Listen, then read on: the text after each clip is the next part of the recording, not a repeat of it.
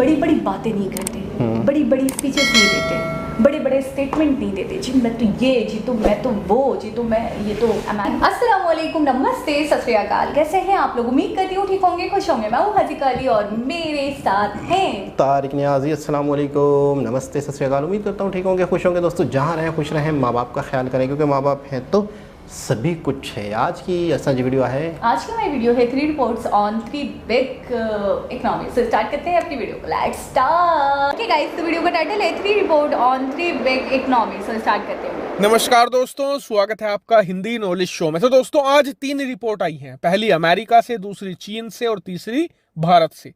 और इन 3 रिपोर्ट को देखकर पूरी दुनिया दंग रह गई है और आप भी हैरान रह जाओगे। और ऐसा इसलिए क्योंकि तीनों रिपोर्ट के जो नतीजे हैं वो बिल्कुल विपरीत हैं। और मैं आपको इस वीडियो में तीनों रिपोर्ट बहुत ही आसान भाषा में बताने वाला हूं। तो चलिए बिना टाइम वेस्ट के वीडियो को शुरू करते हैं। बस एक छोटी सी रिक्वेस्ट है कि आपने अभी तक अगर चैनल को सब्सक्राइब नहीं किया है तो प्लीज कर लीजिएगा। तो दोस्तों सबसे पहले रिपोर्ट आई है अमेरिका से। स्क्रीन पर आप देखिए, अमेरिकी सरकार ने खुद यह बताया है दुनिया को कि हमारी अर्थव्यवस्था पिछले क्वार्टर में यानी अप्रैल, मई और जून के महीने में कॉन्ट्रैक्ट हुई है, यानी कि घटी है, बड़ी नहीं है। 0.6% कॉन्ट्रैक्ट हुई है। और आपको बता दूं कि अमेरिका में ये लगातार दूसरा क्वार्टर है। पिछले 6 महीनों से अमेरिका की अर्थव्यवस्था लगातार घट रही है। पहले जनवरी, फरवरी और मार्च के महीने में 1.6% घटी थी और अब लगातार दूसरे क्वार्टर में भी 0.6% माइनस में गई है। और ये अमेरिका के लिए एक करारा झटका है क्योंकि अब अमेरिकी अर्थव्यवस्था मंदी में जाना शुरू कर चुकी है। लेकिन अब आते हैं दूसरी रिपोर्ट पर जो आई है चीन से। दरअसल चीन की अर्थव्यवस्था की हालत भी खस्ता हो चुकी है। पिछले क्वार्टर में जब रिपोर्ट आई थी तो इनकी जीडीपी मात्र 2% के हिसाब से बढ़ी थी। लेकिन अब आंकड़े निकलकर सामने आए हैं जिसमें बताया गया है कि दूसरे क्वार्टर में यानी पिछले 3 महीनों में चीनी अर्थव्यवस्था की रफ्तार या तो माइनस में रह सकती है या फिर ज्यादा से ज्यादा 1% के हिसाब से ही बढ़ सकती है। और इन 2 रिपोर्ट से हमें साफ दिखता है कि जो दुनिया की 2 सबसे बड़ी अर्थव्यवस्थाएं हैं यानी अमेरिका और चीन, वो भर भरा कर गिर रही हैं। और इसका असर पूरी दुनिया पर देखा जा रहा है। यूरोप की अर्थव्यवस्थाएं भी या तो 1-2% के हिसाब से बढ़ रही है या फिर माइनस में जाती जा रही हैं। लेकिन इसी बीच एक और रिपोर्ट आई है जिसने पूरी दुनिया को हैरान कर दिया है। ये रिपोर्ट आई है भारत से। आपको याद होगा अब से 1 हफ्ता पहले मैंने बताया था कि भारत की जीडीपी के आंकड़े आने वाले हैं और आज भारत सरकार ने ये आंकड़े रिलीज कर दिए हैं। और इन आंकड़ों ने चीन और अमेरिका की आंखें खोलकर रख दी है। दरअसल आप खुद स्क्रीन पर देख लीजिए, सरकार ने आंकड़े जारी किए हैं जिसमें बताया है कि भारत की जीडीपी की रफ्तार पिछले 3 महीनों में 13.5% रही थी।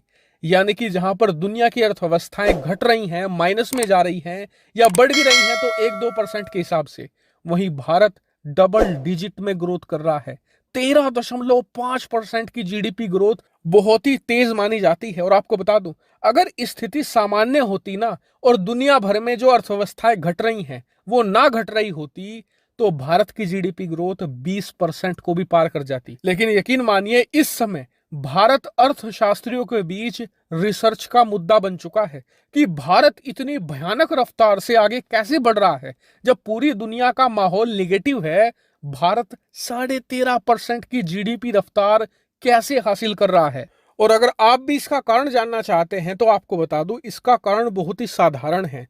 पिछले कई सालों से, खास करके जब से कोरोना काल आया है, तब से भारत ने एक बहुत ही स्ट्रिक्ट रणनीति बना ली है। वो ये कि हमारे लिए ना कोई दोस्त है ना दुश्मन है, हमारे लिए तो हमारे देश के हित ही दोस्त हैं।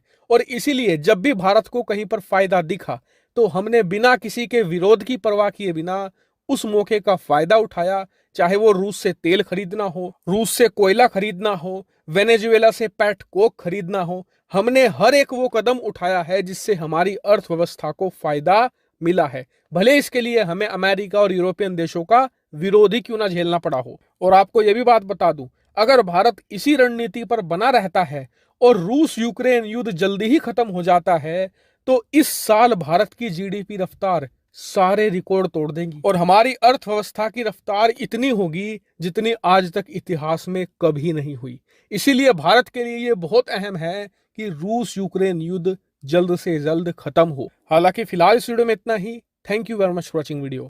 जी जनाब, अनबिलीवेबल। बिल्कुल। मैं कहता हूँ कि ये कैसे हो गया।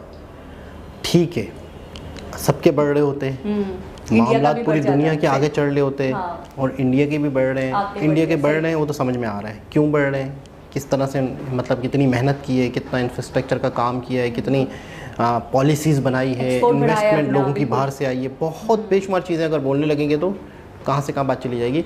ठीक है बढ़ रही है इंडिया की, कोई बात नहीं, लेकिन इस वक्त दुनिया नीचे आ रही है। इसका मतलब अगर देखो, अगर चाइना की और अमेरिका की गिर रही है तो उसका मतलब इंडिया की और ज्यादा बढ़ती है अगर इनकी नहीं गिरती तो, है ना। इसका मतलब ये उसके बावजूद अगर इंडिया की ये बढ़ रही है तो बड़ी बात है इन हालात में। यानी कि फास्टेस्ट ग्रोइंग कंट्री देखें हम दुनिया का तो इंडिया बन गया। अच्छा, ये रिपोर्ट है, ये अभी रिसेंटली है।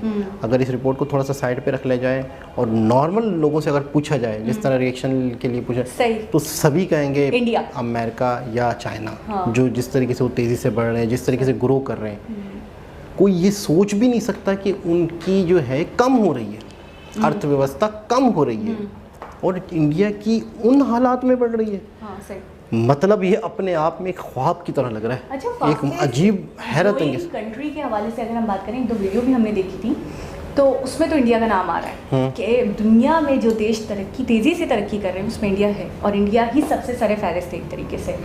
लेकिन ये बात उसके बिल्कुल बरक्स है कि अमेरिका डाउन हो रहा है और चाइना डाउन हो रहा है और यूरोप भी कोई खास नहीं। अमेरिका का आपको पता है ना, चाइना का आपको पता है ना, सुपर पावर है, सुपर इनके जो मार्केट है जगह जगह हर कंट्री में इनकी मार्केट है। चाइना को आप देखें हर चीज़ सुई से लेकर जहाज तक ये बनाता है। अच्छा, उसके बावजूद माइनस में जा रहा है, तो ये बड़ी हैरत अंगेज। अच्छा, मामला ये हुआ है कि पूरी दुनिया में जो मामला चल रहे हैं ना बिगड़े हुए, उसका असर दुनिया में हो रहा है। लेकिन क्या इनकी फॉरेन पॉलिसी रही है, क्या इनकी स्ट्रेटजी रही है, क्या इनका तरीक़ेकार रहा है कि इन्होंने पूरी दुनिया में जो हो रहा है उसका इफ़ेक्ट अपने कंट्री पे नहीं आने दिया।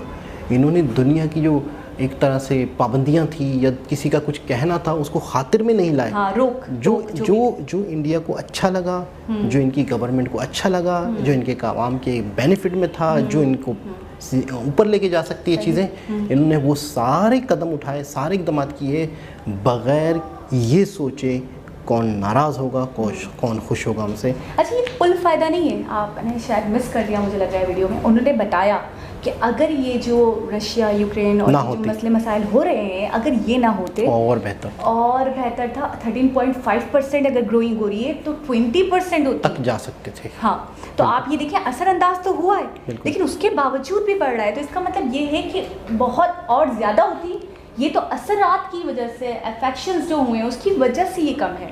अच्छा, अब आप बताएं वो अनुपम खेर की बात, इनटॉलरेंट कंट्री।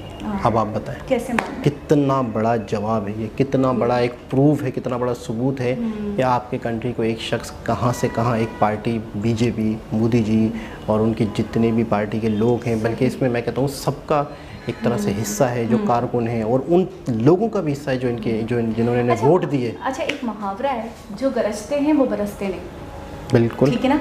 तो यहाँ पे ये मोदी जी के जो सरकार है या मोदी जी का जो दौरे हुकूमत है, जो हमने देखा और समझा है, ये मुहावरा बिल्कुल फिट है कि वो बड़ी बड़ी बातें नहीं करते, बड़ी बड़ी स्पीचेस नहीं देते, बड़े बड़े स्टेटमेंट नहीं देते जी मैं तो ये, जी तो मैं तो वो, जी तो मैं ये, तो अमेरिका को भी पीछे, यूरोपियन कंट्रीज़ को भी पीछे, चाइना को भी पीछे, कोई नहीं, कुछ भी वो करके दिखाते हैं। एक बहुत बड़ा उत्सव, एक बहुत बड़ा त्यौहार, एक बहुत बड़ा इवेंट, पूरी दुनिया जिन्हें सुन रही है, उस वक्त वो बात क्या कर रहे हैं, इतने बड़े बड़े इंफ्रास्ट्रक्चर के काम किए, इतनी बड़ी बड़ी चीज़ें की, उस वक्त वो बात कर रहे हैं कि ख़वातीन की इज़्ज़त करें, ख़वातीन को रिस्पेक्ट से पुकारें। हम अपनी आम ज़बान में, आम लैंग्वेज में बहुत ही ज़्यादा ख़वातीन के लिए नामुनासिब अल्फाज यूज़ कर लेते हैं। यार वो इतना बड़ा दिन है, वो हज़ारों पलंदे हैं, हज़ारों सफ़े हैं, हज़ारों कारनामे हैं, अपने कारनामे बताने का दिन है।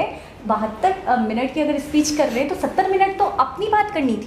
और साथ साथ बता रहे हैं गुलामी की जंजीरों से, बता रहे मतलब हैं। हम मेंटली तौर पे सोच। अभी भी आज भी हमारी सोच जो है वो उसी तरह गुलामी की उसमें ये भाषण दे गिरी रहे हुई हैं। है। आज मतलब भी हम गुलाम है दिमागी तौर पे, तो हमें ये चीज़ खत्म करनी है। मतलब ये कितनी बड़ी बात है। उनकी तकरीर थी या कोई टीचर की स्पीच थी जो बच्चों को दे रहे थे। अब जो देखें राहे रास्ते में लाया जाए। मतलब कमाल है, एक कौम की एक तरह से एक कौम को तरक्की याफ्ता करना एक तो अपनी मैं जगह यही पे, बोलूंगी ना। तरक्की याफ्ता अपना तरक्की याफ्ता करना अपनी जगह पे, उनको मेंटली तौर पे बेहतर बनाना भी उनको भी इस बात की भी उनको टेंशन है कि उनको मेंटली तौर पे बेहतर कैसे किया जा सकता है। और दूसरी बात ये है कि मोदी जी को देखकर लोग कहते थे, जब चाय वाले का जिक्र आता है कि चाय वाला पीएम बन गया, तो क्या क्या एक्सपेक्टेशंस होगी आप मुझे बताएं। हर कोई कहता होगा कि कुछ नहीं कर सकते, ये क्या कर पाएंगे, बिल्कुल इससे क्या ऐसा हो ही। पाएगा, ये क्या कर पाएंगे। लेकिन वही कहते हैं ना कि किसी को आपको जज नहीं करना चाहिए। उन्होंने वो करके दिखाया जो शायद कोई और नहीं कर सका अपने दौरे हुकूमत। बिल्कुल ऐसा ही है। कहाँ से कहाँ लेके गए इंडिया को। बहुत बड़ी खबर, बहुत बड़ी खबर। और वाकई मैं कहता हूँ जिस तरीके से इन्होंने बताया है, एक आम बंदे को कोई बताए ज़बानी, ये तो प्रॉपर एक प्रूफ के साथ सारी चीज़ें डिटेल सर्च करके बताते हैं। तो मैं कहता हूँ एक आम बंदा यकीन ना करे कि इतना फ़र्क दुनिया के, और अमेरिका पीछे इंडिया आगे कैसे हो सकता है। दुनिया से आगे है चल रहे हैं। तो एक बहुत ज़बरदस्त वीडियो, लेटेस्ट वीडियो थी। दोबारा किसी और विशेष से मुलाकात होगी, जब तक के लिए अल्लाह हाफ़िज़।